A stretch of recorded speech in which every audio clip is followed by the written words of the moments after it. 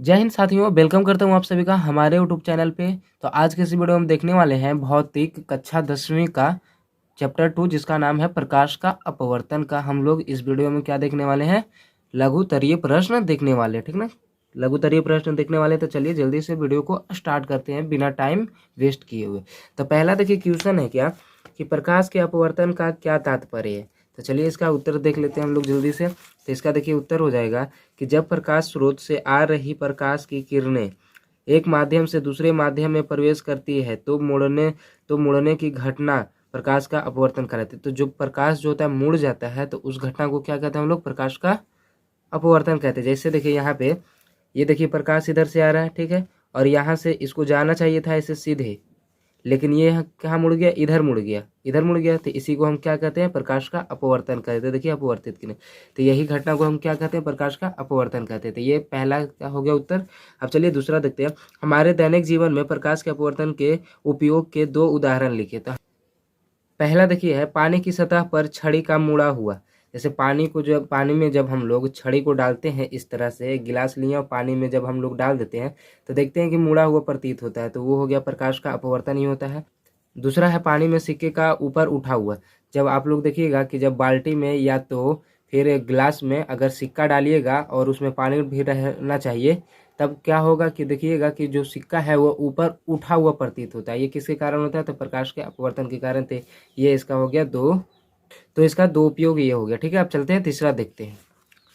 तीसरा है कि प्रकाश की एक किरण का अपवर्तन दिखाने के लिए किरण आरेख खींचे, ठीक ना। पहला देखिए जब किरण विरल माध्यम से सघन माध्यम में जाती है। दूसरा है जब किरण सघन माध्यम से विरल माध्यम में जाती है। यानी विरल से पहले देखना क्या, सघन में, विरल से सघन में। विरल मतलब होता है पतला, सघन मतलब होता है घना। तो जब विरल से सघन में जाता है तो अभिलंब की ओर मुड़ जाता है। ये देखिए जो डॉट डॉट जो लाइन है उसको अभिलंब बोलते हैं, और ये जो लाइन जो रेखा जो आ रही है, किरण जो आ रही है, इसको बोलते हैं आपतित किरण, ठीक है। और ये जब विरल से जब सघन में आती है तो अभिलंब की ओर मुड़ जाती है। यानी ये ब्लू लाइन की तरफ, ये जो ब्लू लाइन जो है ना, इधर मुड़ जा गई, इधर इधर देखिए मुड़ गई अभिलंब की ओर, ठीक ना। इसको जाना चाहिए था ऐसे, लेकिन मुड़ गई इधर। लेकिन जस्ट इसके उल्टा, यानी कि जब सघन से जब विरल में जाता है, जब सघन से विरल में जाता है तो क्या होता है, अभिलंब से दूर हट जाता है। यानी कि इधर से देखिए किरण आ रही है, लेकिन इसको जाना चाहिए था क्या, डॉट डॉट लाइन जो है ऐसे, लेकिन इस तरह से नहीं जाके वो अभिलंब से क्या हट जाती है, दूर हट जाती है, अभिलंब से दूर हट जाती है। तो ये विरल से सघन हो गया और ये सघन से विरल हो गया। तो दोनों का पूछ रहा था, दोनों का हम लोग जवाब देख लिए। अब चौथा देखिए, हवा में चलती हुई प्रकाश की एक किरण जल में तिरछे प्रवेश करती है। क्या प्रकाश किरण अभिलंब की ओर झुकेगी अथवा अभिलंब से दूर हटेगी, बताए क्यों। चौथा का देखिए उत्तर हो जाएगा कि हवा में चलती हुई प्रकाश की एक किरण जल में तिरछी प्रवेश करती है तो प्रकाश की किरणें अभिलंब की ओर झुकेगी, क्योंकि हवा की अपेक्षा जल जो है अधिक सघन है। देखिए अभी हम लोग देखे थे इधर, यहाँ पे देखे थे, जब विरल से जब सघन में जाता है, यानी कि पहला वाला जो है क्या होना चाहिए, पतला होना चाहिए, और दूसरा वाला अगर घना रहे तब क्या होता है, अभिलंब की ओर क्या होता है, मुड़ जाती है। तो इसी तरह से देखिए ये क्वेश्चन है चौथा वाला कि हवा में चलती हुई प्रकाश की किरण जल में तिरछे प्रवेश करती है। यानी कि हवा ज़्यादा घना रहेगा या जल, तो हवा कम रहेगा घना और जल ज़्यादा रहेगा। इसलिए क्या हो गया कि ये कम है और ये ज़्यादा है, इसलिए अभिलंब की ओर मुड़ जाएगी। इसलिए यहाँ पे हो जाएगा क्या, प्रकाश किरण अभिलंब की ओर झुकेगी, हाँ ठीक ना, अभिलंब की ओर झुकेगी। अब पूछ रहा है क्यों, तो क्यों का जवाब दे देते हैं, क्योंकि हवा की अपेक्षा जल अधिक सघन है, जल जो है अधिक सघन हो जाएगा, इसलिए क्यों का ये जवाब हो गया। चलिए अब 5वां नंबर क्वेश्चन देखते हैं। 5वां नंबर क्वेश्चन है कि कांच की आयताकार सिल्ली में अपवर्तन के दो किरणों का नामांकित चित्र खींचे। देखिए 5वां का देखिए उत्तर हो जाएगा यहाँ पे। देखिए एक कांच की सिल्ली है ये, और इसका दो लाइन खींचने के लिए बोल रहा था, दो किरण। तो देखिए ये फिगर आप बना लीजिएगा, ठीक ना। ये बाहर में हो गया वायु, इधर भी हो गया वायु, और अंदर में हो गया कांच की सिल्ली, यानी कि अंदर में हो गया सघन, ये आपतित किरण हो गया, और ये बाहर निकल रहा है परावर्तित किरण, ठीक ना। ये आप फिगर पार लीजिएगा 5वां के लिए। 6ठा नंबर क्वेश्चन देखिए कि पानी में रखा हुआ सिक्का कुछ ऊपर उठा हुआ प्रतीत होता है, क्यों। 6ठा का देखिए उत्तर हो जाएगा, पानी में रखा हुआ सिक्का ऊपर उठा हुआ प्रतीत होता है क्योंकि यहाँ प्रकाश के अपवर्तन के नियम लागू होते हैं। हम लोग दूसरा नंबर क्वेश्चन में देखे हैं ना, अपवर्तन के नियम इसमें लागू होता है, इसलिए जो सिक्का है जो ऊपर उठा हुआ प्रतीत होता है। अब 7वां नंबर क्वेश्चन देखिए, प्रकाश के अपवर्तन के नियमों को लिखे। तो प्रकाश के अपवर्तन के 2 नियम होते हैं, मालूम है आप लोग को, तो चलिए दोनों देख लेते हैं।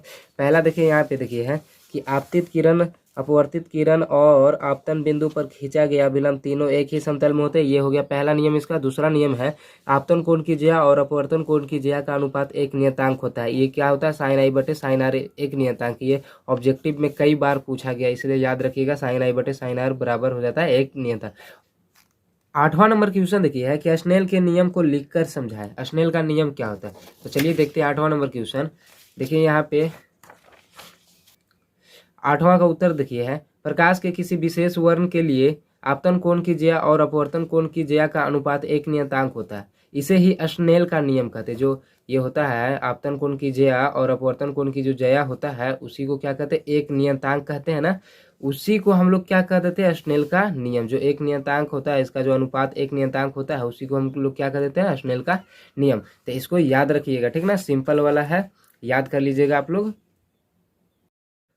अब 9वां नंबर क्वेश्चन देखते हैं कि हीरे का अपवर्तनांक 2.42 है, इस कथन का क्या अर्थ है।